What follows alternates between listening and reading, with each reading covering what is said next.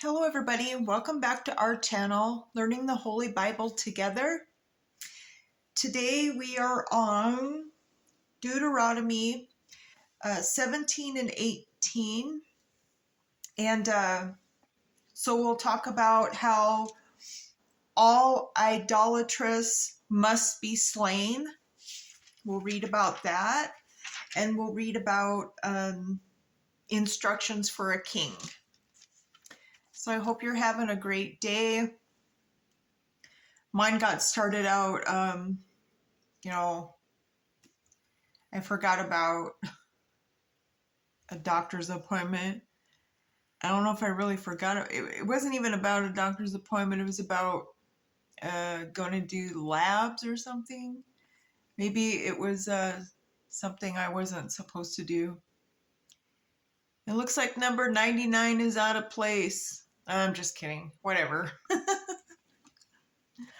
All right. So let's go ahead and get going. Let's jump in. So thou shalt not sacrifice unto the Lord thy God any bullock or sheep wherein is blemished, or any evil favoredness, for that is an abomination unto the Lord thy God. If there be found among you within any of thy gates which the Lord thy God giveth thee, man or woman that hath wrought wickedness in the sight of the Lord thy God, in transgressing his covenant, and hath gone and served other gods, which lowercase g, and worship them, either the sun or the moon, which I'm just learning. Okay, so there's this amazing person. His name is Trey Smith, and he's got this show called God in a Nutshell. And he explains like this, the sun and the moon, the raw and the out. It's just, yeah, go, if you get a moment, go watch his one. It's on YouTube. It's called, just look up Trey Smith and Signs. That explains a lot. That will explain a lot of the Bible.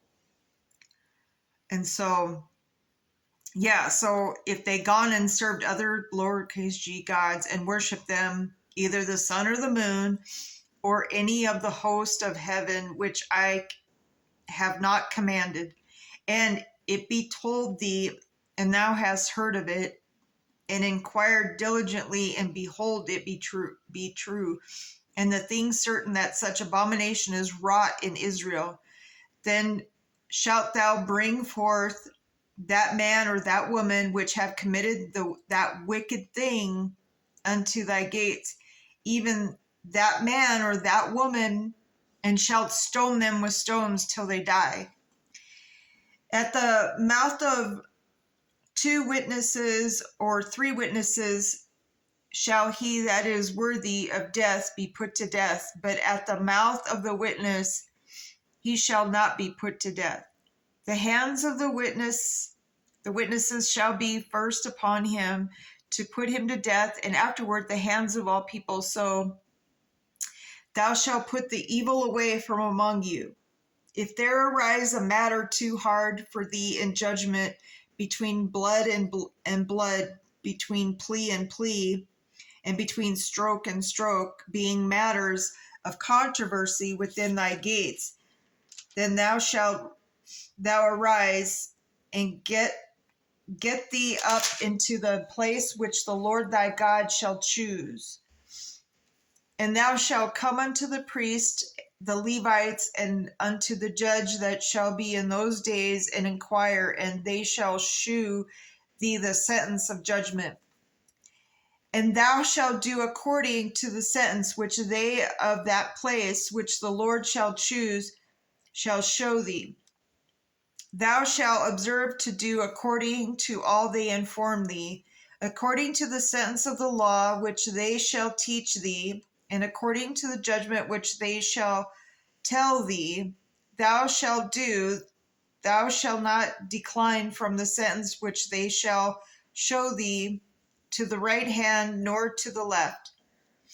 And the man that will do presumptuously and will not hearken unto the priest that standeth to minister there before the Lord thy God, or unto the judge, even that man shall die, and thou shalt put away the evil from Israel. And all the people shall hear and fear and do more presumptuously when thou art come into the land which the Lord thy God giveth thee, and shall possess it, shall dwell therein, and shall say, I will set a king over me, like all the nations that are about me. Thou shalt in any wise set him king over thee, whom the Lord thy God shall choose, one from among the brethren shalt thou set king over thee. Thou mayest not set a stranger over thee, which is in thy brethren. But he shall not multiply horses to himself, nor cause the people to return to Egypt, to end that he should multiply horses. For as much as the Lord hath said unto you, ye shall henceforth return no more that way. Neither shall he multiply wives to himself, that his heart turn not away, neither shall he greatly multiply to himself silver and gold. And it shall be, when he sitteth upon the throne of the kingdom, that he shall write him a copy of this law in a book out of that which is before the priests, the Levites.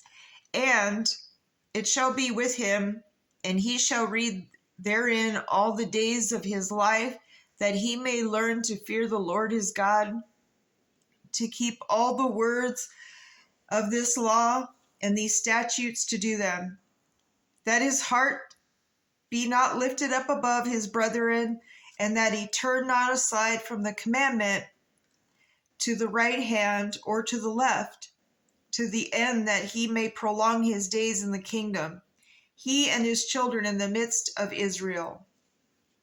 Okay, that's the end of 17. So let's go ahead and jump into 18. The priests, the Levites, and all the tribe of Levi shall have no part, no inheritance with Israel. They shall eat the offerings of the Lord made by fire and his inheritance. Therefore shall they have no inheritance among their brethren.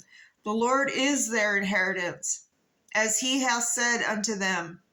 And this shall be the priest's due from the people, from them that offer a sacrifice, whether it be ox or sheep, and they shall give unto the priest the shoulder, and the two cheeks, and the maw, the first fruit, also any thy corn, and thy wine, and thine oil, and the first of the fleece of thy sheep shalt thou give him. For the Lord thy God hath chosen him out of all the tribes to stand to minister in the name of the Lord, him and his sons forever. And if a Levite come from any of thy gates out of Israel, where he sojourned, and come with all the desire of his mind unto the place which the Lord shall choose, then he shall minister in the name of the Lord his God, as all the brethren the Levites do, which stand there before the Lord. They shall have like portions to eat, besides that which cometh of the sale of his patrimony. And I looked up patrimony, and it just simply means property inherited from your father. So patrimony means property that you inherit from your father. When thou art come into the land which the Lord thy God giveth thee, thou shalt not learn to do after the abominations of those nations. There shall not be found among you any one that maketh his son or his daughter to pass through the fire, or that useth divination, or an observer of times, or an enchanter, or a witch, or a charmer, or a consulter with familiar spirits, or a wizard, or a necromancer. For all that do these things are an abomination unto the Lord, and because of these abominations, the Lord thy God doth drive them out from before thee. Thou shalt be perfect with the Lord thy God. For these nations which thou shalt possess hearken unto observers of times and unto diviners. But as for thee, the Lord thy God hath not suffered thee to do. The Lord thy God will raise up unto thee a prophet from the midst of thee, of thy brethren, like unto me, unto him ye shall hearken. According to all that do desirest of the Lord thy God in Horeb in the day of the assembly, saying, Let me not hear again the voice of the Lord my God, neither let me see this great fire any more, that I die not. And the Lord said unto me, They have well spoken that which they have spoken. I will raise them up a prophet from them among their brethren, like unto thee, and will put my words in his mouth, and he shall speak unto them all that I shall command him. Remember what we said in the chapters before, how you can tell who's a prophet and who's a false prophet, because that's who we talked about before. It's pretty simple. Like, you know that they're a real prophet when they don't steer you away from God. But if they use like magic or sorcery, or if they tell lies, or if they use evil, then they're a false prophet. Especially when they allow clowns that are dressed like women, into churches to perform. I'm talking code. Anyways. All right, so he will raise them up a prophet from among their brethren, like unto thee, and will put my words in his mouth, and he shall speak unto them all that I shall command him. And it shall come to pass that whosoever will not hearken unto my words, which he shall speak in my name, I will require it of him. But the prophet which shall presume to speak a word in my name, which I have not commanded him to speak, or that shall speak in the name of other gods, lower case g, even that prophet shall die. And if thou say in thine heart, How shall we know the word which the Lord hath not spoken? When a prophet speaketh in the name of the Lord, if the thing follow not, nor come to pass, that is the thing which the Lord hath not spoken, but the prophet hath spoken it presumptuously, thou shalt not be afraid of him. So God will, use people. He uses us, and he chooses certain ones. He'll talk to that person, and then that prophet will prophesy certain things because he's a seer. And, there's some that are out there that are psychics or claim to be. But we have to be careful with them too, because a lot of times